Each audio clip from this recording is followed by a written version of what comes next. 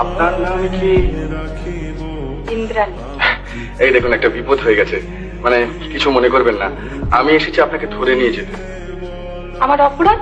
না, অপরাধ অপরাধ আপনার নয়, অপরাধ আমারও নয়, বুঝলেন? অপরাধ হচ্ছে এই জয়ন্তী। মানে এই জয়ন্তীর মুখে আপনার কথা শুনে শুনে মা আর বৌদিরা একবারে খেপে গিয়েছেন। তা আপনি যদি দয়া করে আমাদের বাড়িতে গিয়ে আপনার অমূল্য সময়ের খানিকটা অপব্যয় করেন তাহলে।